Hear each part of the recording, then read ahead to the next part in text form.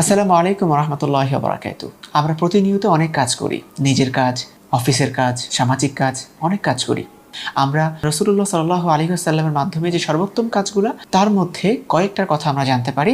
এক নাম্বার হচ্ছে মানুষের মনে খুশির সৃষ্টি করা, কিন্তু সেই খুশির সৃষ্টিটা কখনো মিথ্যা বলে করা যাবে না। দ্বিতীয়ত হচ্ছে ক্ষুধার্তকে খাবার দেয়া।